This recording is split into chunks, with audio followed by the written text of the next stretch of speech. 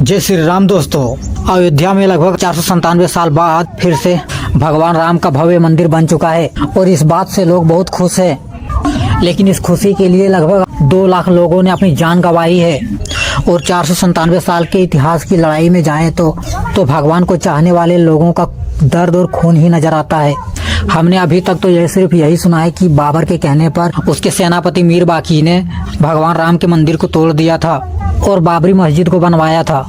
लेकिन भगवान राम के मंदिर को तोड़ने के लिए मुगल शासन के समय कितने हिंदुओं को मारा गया और जो उस समय लोगों ने दर्द सहा है, इस बात की कल्पना भी अभी नहीं किया जा सकता। तो भाई आज बात होने वाला है उस मंदिर की जहां से पूरे पृथ्वी में एक समय उजाला हुआ करता था, लेकिन बाबर ने एक फकीर की इच्छा के लिए भगवान राम के मंदिर को तोड़ दिया।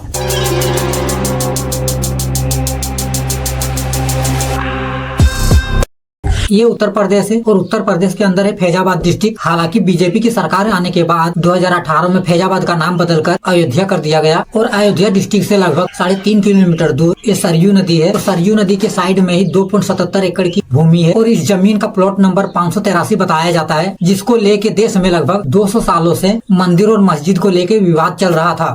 वाल्मीकि रामायण से हमें पता चलता है कि भगवान राम का जन्म अयोध्या में महाराज दशरथ के पुत्र के रूप में हुआ था और अयोध्या की स्थापना वैवस्वत मनु ने किया था। ऐसी मान्यता है कि राजा दशरथ ने अयोध्या में 60,000 वर्षों तक और श्री राम ने 11,000 वर्षों तक अयोध्या में शासन किया।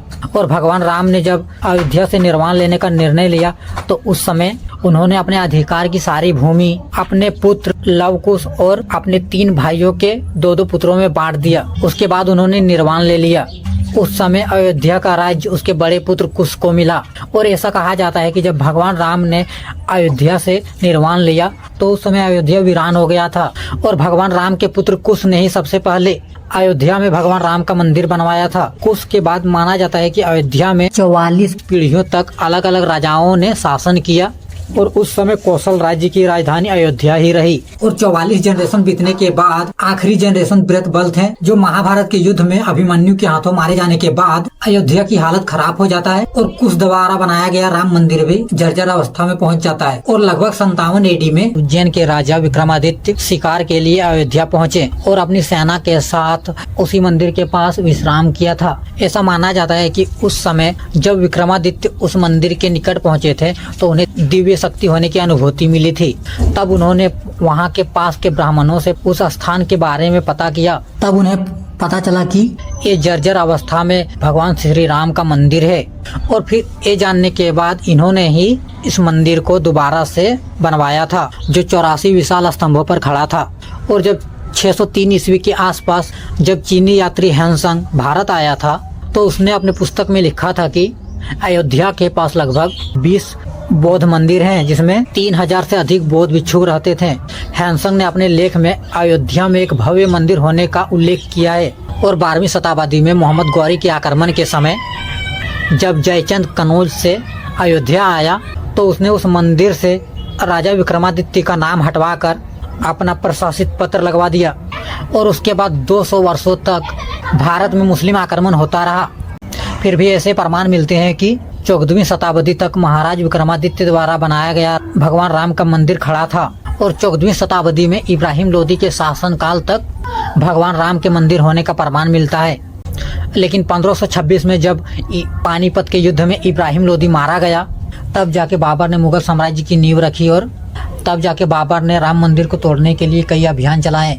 ऐसा कहा जाता है कि बाबर एक बार अयोध्या के प्रसिद्ध मुसलमान फकीर फजल अब्बास कलंदर के दर्शन के लिए भारत आया था और बाबर ने उस फकीर के लिए महंगे कपड़े कीमती रत्न भेंट किए, लेकिन फकीर ने इसे लेने से मना कर दिया। उसके बाद बाबर कई दिनों तक फकीर के दर्शन के लिए आता रहा और बाबर उस फकीर से काफी ज्यादा प्रभावित था और फकीर से बाबर ऐसा आशीर्वाद लेना चाहता था कि वो भारत का बादशाह बन पाए। लेकिन फकीर का इस पर कहना था कि अगर तुम मेरे लिए यह उपस्थित मंदिर को तोड़ के मेरे नमाज के लिए एक मस्जिद बनाने का वचन देते हो तभी मैं तुम्हें हिंदुस्तान का बादशाह बनाने का आशीर्वाद दूंगा। और फिर बाबर फकीर फजल अब्बास कलंदर की बात मानने के बाद मंदिर को तोड़ने की इजाजत अपने सेनापति मीर बाकी को देता है और 1527 में बाबर ने इस मंदिर को तोड़ने के लिए फरमान जारी किया और 1528 में बाबर के सेनापति मीर बाकी ने मंदिर को तोड़ने के लिए अयोध्या पहुंचा और लगभग 17 दिनों के युद्ध में बाबर ने लगभग 2 लाख से ज्यादा लोगों की हत्या कर दी। लखनऊ गजेटियर में लिखा हुआ है कि लगभग 1,70,000 हिंदू इस मंदिर की रक्षा करते हुए शहीद हो गए और इतने लोगों की हत्या करने के बाद मीर बाकी मंदिर को तोड़ने में सफल हो पाया था। उस समय युद्ध जीतने के बाद बादशाहों के चलन में ऐसा था कि जिस क्षेत्र के राजा को हराकर उसके राज्य में कब्जा करते थे तो वहाँ के रिलीजन से जुड़ी सारी चीजों को नष्ट कर देते थे और अपने धर्म को बढ़ाने के लिए मस्जिद बना देते थे या दुर्ग बना देते थे या कोई भी इस्लामिक स्ट्रक्चर वहाँ बना देते थे। और ऐसा वो इसलिए करते थे ताकि वो अपने साम्राज्य का दबदबा दूसरे रिलीजन को दिखा पाए। मंदिर के टूटने के बाद मीर बाकी ने वहाँ पहली बार मस्जिद का ढांचा बनवाया और उसे नाम दिया मस्जिद जन्म स्थान। उसके बाद उसने वहाँ एक संदेश खुदवाया जिसमें लिखा था, महान बाबर के आदेश पर दयालु मीर बाकी ने फरिश्तों की जगह को मुकम्मल रूप दिया है। और फिर बाद में इसी का नाम बदलकर बाबर के सम्मान में बाबरी मस्जिद कर दिया गया। उसके बाद सन 1717 में जयपुर के राजा जय सिंह ने भी ये प्रयास किया कि मंदिर का स्थान वापस हिंदुओं को मिल जाए और उनकी मुगल शासकों के साथ अच्छी मित्रता भी थी और वे एक समय प्रभावशाली व्यक्ति भी थे, किंतु फिर भी वे इस प्रयास में असफल रहे क्योंकि उस समय के मुगल शासक फारूक सियार ने उनके इस मांग को मानने से मना कर दिया। फिर अपने प्रयासों से समय जय सिंह ने मस्जिद के आसपास के कुछ एरिया को खरीद के वहाँ एक राम चबूतरा बनवा दिया ताकि हिंदू वहाँ पे पूजा कर सके। उसके बाद फ्रांस के एक पादरी जोसेफ स्टीफनटलर ने, जो खुद उस समय भारत में मौजूद थे, 1788 में लिखे गए अपने पुस्तक में उन्होंने खुद खुलासा किया है कि बाबरी मस्जिद श्री राम के मंदिर को तोड़कर ही बनाया गया है और इनकी पुस्तक में एक राम चबूतरे होने का उल्लेख भी किया गया है। उसके बाद 1813 से 14 में फ्रांसीसी ब्रकनान रिपोर्ट भी अंग्रेजों ने तैयार करवाया था जिसमें उन्होंने मस्जिद के अंदर हिंदू मंदिर जैसी कलाकृति मिलने का जिक्र किया था। और इस रिपोर्ट के सामने आने के बाद ही हिंदू संगठन ने दावा किया कि बाबर ने 1528 में मंदिर तोड़वा के मस्जिद बनवाया था। और इस तरह के दावे के बाद हिंदू मुस्लिम में नफरत का आग सुलगने लगा। और मुगल शासन खत्म होने के बाद फिर ब्रिटिश शासन आया तो ब्रिटिश गवर्नमेंट के वहाँ के लोकल हिंदुओं ने ब्रिटिश गवर्नमेंट के सामने मंदिर को लेकर काफी आवाज उठाने लगे और फिर अंग्रेजों ने 1834 में मोंटगोमेरी मार्टिन को अपॉइंट किया और उनसे उस समय जहाँ मस्जिद था उस एरिया का सर्वे भी करवाया गया। और मार्टिन को उस समय ये बताना था कि पहले इस एरिया में क्या था।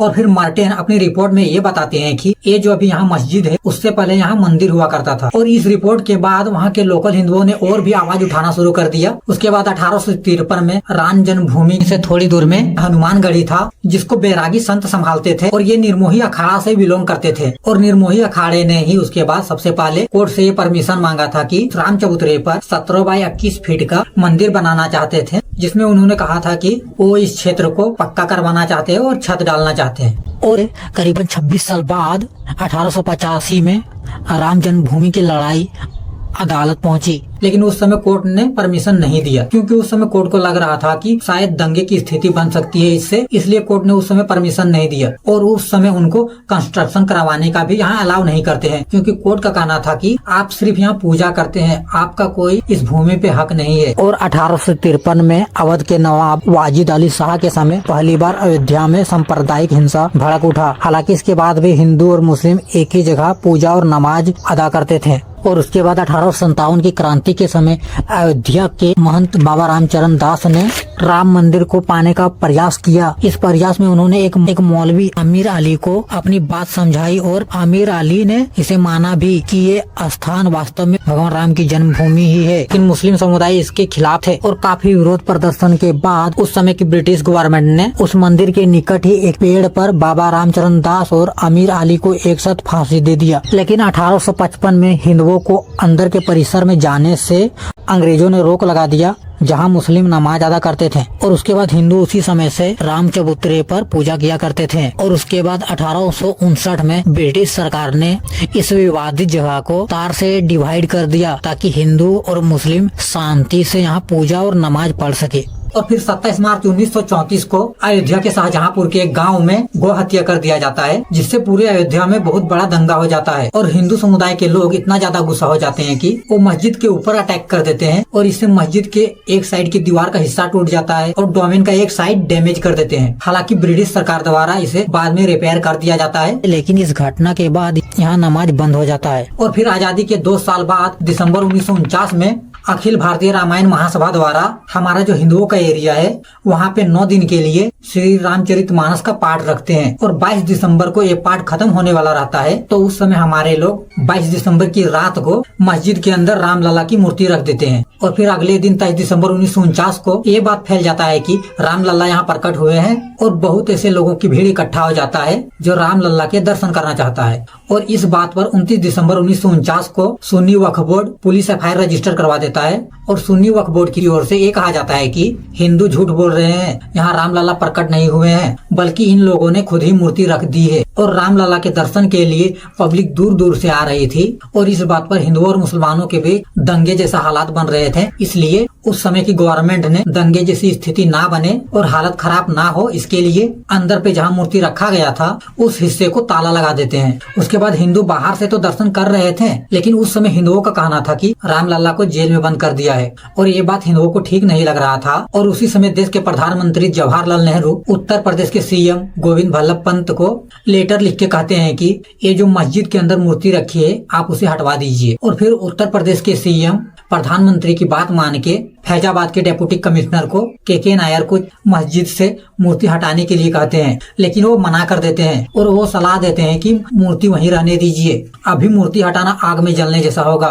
और ये बात जब प्रधानमंत्री जवाहरलाल नेहरू तक पहुंचती है तो फिर वो दूसरी चिट्ठी लिख के फिर से मस्जिद से मूर्ति हटाने की ही बात करते हैं। और फिर इस बार के नायर सुझाव देते हैं कि मूर्ति यहीं रहने दीजिए ताकि देश में दंगे की स्थिति ना बने। और फिर उस समय तो वहाँ से मूर्ति को नहीं हटाया जाता है, लेकिन उस पूरे एरिया को बंद कर दिया जाता है और अब सिर्फ पुजारी को ही अंदर जाने का अलाव करते हैं और वही उसके बाद वहाँ सिर्फ पूजा करते हैं। और इस घटना के 7 दिन बाद फैजाबाद कोर्ट के द्वारा बाबरी मस्जिद को विवादित भूमि घोषित करके इसके मुख्य दरवाजे पर ताला लगा देता है। उसके बाद 1950 में फैजाबाद सिविल कोर्ट में 2 अर्जी दाखिल किया गया, जिसमें एक अर्जी में भगवान राम की पूजा करने की इजाजत मांगी गई और दूसरे में विवादित ढांचे पर भगवान राम की मूर्ति रखने की इजाजत मांगी गई। और उसके 9 साल बाद 1959 में तीसरी अर्जी निर्मोही अखाड़े के तरफ से दाखिल किया गया, जिसमें उन्होंने विवादित ढांचे पर मालिकाना हक जताया था। लेकिन इस अर्जी के 2 साल बाद 1961 में सुन्नी वक्फ बोर्ड ने भी कोर्ट में अर्जी लगाई और मस्जिद और उसके आसपास की जमीन पर अपना हक जताया। और लगभग उसके 40 साल बाद राम जन्मभूमि पर ताला खुलवाने के लिए 24 सितंबर 1984 को बिहार के सीतामढ़ी से राम जन की रथ यात्रा निकाली जाती है, जिसमें हजारों लोग इस यात्रा से जुड़ते हैं। और 7 अक्टूबर 1984 को ये रथ यात्रा अयोध्या पहुंचती है, जहां सरयू नदी के तट पर लाखों लोग इकट्ठा हुए और वहां पर भव्य राम मंदिर का संकल्प लिया गया। और फिर ये यात्रा लखनऊ होते हुए दिल्ली निकल गया और 31 अक्टूबर 1984 को दिल्ली के विज्ञान भवन में यहाँ संतों को जुड़ना था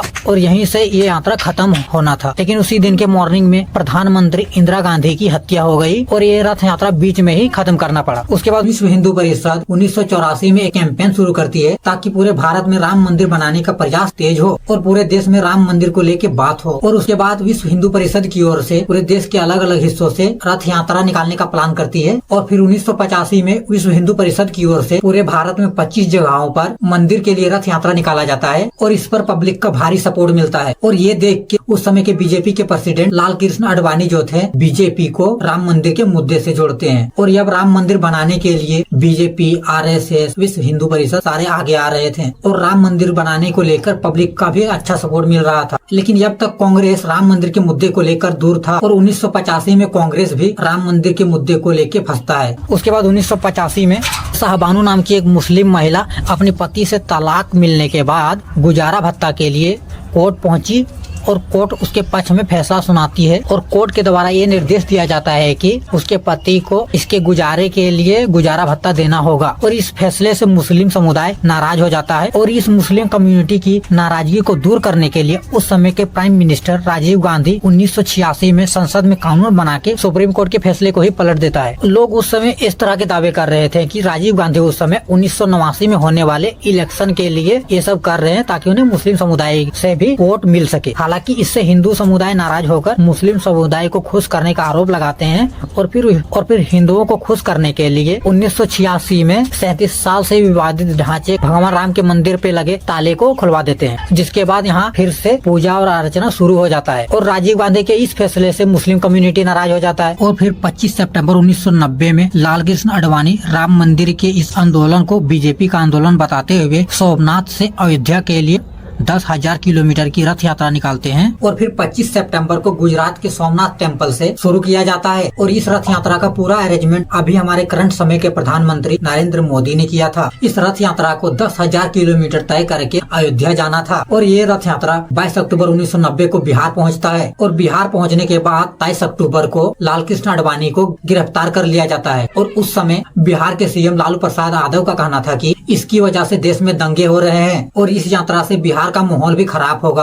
और इसे यहीं रोक दिया जाता है। लेकिन इस यात्रा को 30 अक्टूबर 1990 को अयोध्या पहुंच के जहां रामलला का मंदिर है वहां पहुंचने के बाद कंप्लीट होना था। लेकिन लाल कृष्ण आडवाणी को बिहार में ही रोक दिया गया। हालांकि देश के कोने कोने से कई कार सेवक या कहे तो भगवान राम के भक्त 30 अक्टूबर को अयोध्या पहुँच जाते हैं और वहाँ पहुँचने के बाद मस्जिद के ऊपर भगवा झंडा भी लगाने का कोशिश करते हैं। और उसी समय एक बंदर भी भगवा झंडा लेके मस्जिद के ऊपर चढ़ गया था और इसे भगवान राम के भक्तों ने हनुमान जी का रूप माना। हालांकि भगवान राम के भक्तों को पुलिस रोकने की बहुत कोशिश करती है, वहाँ पे कर्फ्यू भी लगा दिया जाता है, लेकिन इससे भी कोई फायदा नहीं होता है। और फिर भीड़ पर काबू पाने के लिए उस समय के यूपी के सीएम मुलायम सिंह यादव राम भक्तों पर गोली चलाने का आदेश दे देते हैं, जिससे कई राम भक्त मारे जाते हैं। और इसमें दावा किया जाता है कि पुलिस की इस गोलीबारी में लगभग 55 राम भक्त मारे गए थे, जबकि यूपी पुलिस 17 लोगों के मारे जाने की बात मानता है। उसके बाद 6 दिसंबर 1992 को उस समय के prime minister PV Narasimha Rao और उत्तर प्रदेश के सीएम कल्याण सिंह थे।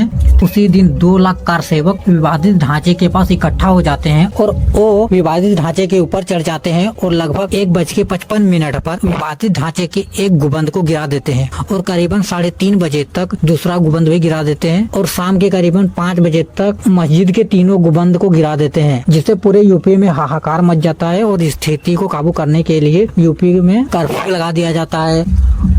और ढांचा गिर जाने के कुछ समय बाद ही यूपी के सीएम कल्याण सिंह इस्तीफा दे देते हैं और फिर उसके 8 घंटे बाद उत्तर प्रदेश में राष्ट्रपति शासन लगा दिया जाता है। और मस्जिद टूटने के बाद पूरे इंडिया में दंगे शुरू हो जाते हैं। पाकिस्तान अपने देश के अंदर 30 हिंदू मंदिर को तोड़ देता है, बांग्लादेश 11 हिंदू मंदिर तोड़ देता है। और फिर आता है 2002 और फिर जो 1959 में निर्मोही अखाड़े ने जो याचिका दायर कर मालिकाना हक जताया था राम मंदिर पर, उस पर 2002 से इस पर इलाहाबाद हाई कोर्ट ने सुनवाई शुरू की और हाई कोर्ट द्वारा सबसे पहले इस भूमि पर सर्वे कराने की बात कहते हैं। और उसके बाद सबसे पहले आर्कियोलॉजिस्ट सर्वे किया जाता है और फिर 12 मार्च 2003 को एएसआई की टीम सर्वे शुरू करता है। एएसआई की टीम सबसे पहले जीपीआर सर्वे शुरू करती है और जीपीआर सर्वे के थ्रू जमीन के अंदर एक इलेक्ट्रोमैग्नेटिक वेव भेजा जाता है और इससे पता करते हैं कि जमीन के अंदर की बनावट कितनी पुरानी है और एक्चुअल में यहाँ पहले क्या था। तो जब जीपीआर सर्वे किया गया तो जहाँ जहाँ जमीन के नीचे की बनावट में चेंजेस मिला था वहाँ पे खोद के ये देखा गया था कि रियलिटी में यहाँ है क्या। और लगभग 6 मंथ के सर्वे के बाद एएसआई अपनी रिपोर्ट में बताती है कि बाबरी मस्जिद के नीचे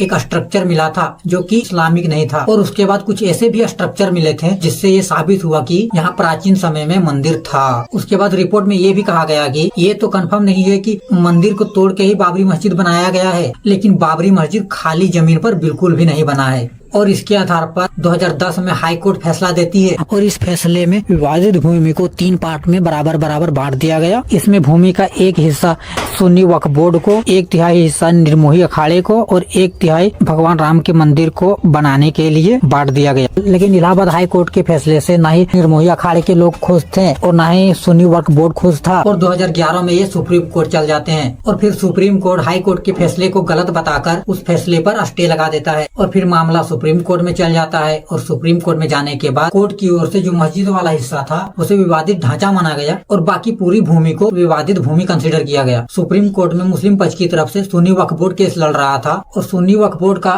इस पर कहना था कि बाबर जो है वो सुन्नी था, उसके अकॉर्डिंग ये विवादित भूमि सुन्नी वक्फ बोर्ड का हिस्सा है। और हिंदू कम्युनिटी की तरफ से निर्मोही अखाड़ा केस लड़ रहा था। लेकिन इस केस में इंटरेस्टिंग बात ये है कि रामलला खुद अपने केस के लिए लड़ रहे थे। हमारे देश में ऐसा लॉ है कि अगर मंदिर से जुड़ा कोई भी इशू हो तो हमारे देवी देवताओं की क्षति ना हो उसके लिए वो भी अपने हक के लिए अपना केस लड़ सकते हैं। और जो भी कोर्ट की फॉर्मेलिटी या प्रोसेस है उस फॉर्मेलिटी या प्रोसेस को उससे जुड़ा कोई भक्त कर सकता है। और इसलिए रामलला की तरफ से विश्व हिंदू परिषद केस लड़ रहा था। और विश्व हिंदू परिषद के लीडर थे देवकी नंदन अग्रवाल, जो कि फॉर्मल जज भी रह चुके हैं और रामलला की तरफ से केस की जो भी फॉर्मेलिटी है उनको पूरा कर रहे थे। और इनके मरने के बाद त्रिलोकीनाथ पांडे रामलला की ओर से केस लड़ रहे थे। और फिर सुप्रीम कोर्ट में 2019 में इस विवाद पर लगातार 40 दिनों तक सुनवाई करने के बाद सुन्नी वक्फ बोर्ड को मस्जिद बनाने के लिए 5 एकड़ जमीन दे दिया जाता है। और उसके बाद 2.77 एकड़ की विवादित जमीन को भगवान राम की जन्मभूमि है इस बात का प्रमाण है। सुप्रीम कोर्ट ने पूरा जमीन ट्रस्ट को देने का फैसला किया और लगभग 500 सालों की लड़ाई के बाद फाइनली 2024 में मंदिर बन पाया है। और इस पर देश का हर नेता अपने अपने तरीके से राजनीति करने में लगा है। राम जन्मभूमि इंडिया की हिस्ट्री का सबसे पुराना और कॉम्प्लिकेटेड मुद्दा था, जिसका समाधान 2019 में हो पाया। और सुप्रीम कोर्ट ने इस मुद्दे पर 1045 पेज का अपना जजमेंट दिया है।